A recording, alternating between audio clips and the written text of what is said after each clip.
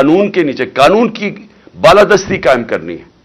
اور یہ نمبر 1 چیز ہوگی جو، اور یہ آسان نہیں ہوگا کیونکہ جو طاقتور ہے وہ آرام سے قانون کے نیچے نہیں آتا. لیکن اگر ہم نے یہ شروع کر دیا تو جیسے جیسے لوگوں کو کانفیڈنس ہوتا رہے گا پاکستان کے جسٹس سسٹم میں، تو یہاں انویسٹمنٹ کی کوئی کمی نہیں ہے، کیونکہ 22 کروڑ لوگ ایک بہت بڑی مارکیٹ ہوتی ہے.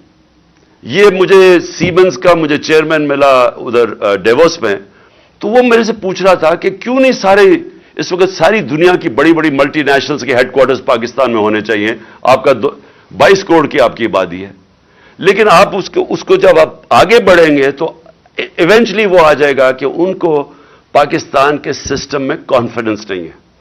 تو ایک ہمیں سٹیبلٹی چاہیے ہے، ایک گورنمنٹ آئے جو کہ 5 سال کے لیے آئے اور سٹیبل گورنمنٹ ہو. اس کے بعد وہ انفورس کرے رول آف لا، جس کے اندر بزنس کی پروٹیکشن کے لیے کانٹریکٹ انفورسمنٹ. اس کے لیے اگر آپ اسپیشل کورٹس بھی بنانے پڑیں، لیکن جو ایکسپورٹ انڈسٹری جو بھی انویسٹ کرتا ہے ہماری ایکسپورٹ انڈسٹری کے اندر، ان کو اسپیشل انسینٹیوائز کریں.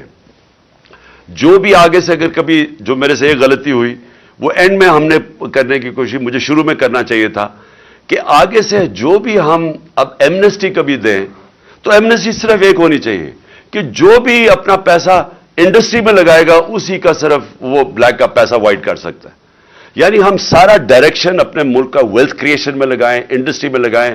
بزنسز کی رکاوٹیں جو ہم دور کر رہے تھے اسمال اور میڈیم انڈسٹری کے لیے، ہم نے خاص طور پہ اینڈ میں میٹنگز دیتا تھا، ان کی گلوٹین کرتے تھے جو ڈفرنٹ ریگولیشنز ہیں جو ان کے لیے کاسٹ آف ڈوئنگ بزنس میں اضافہ کر دیتے تھے.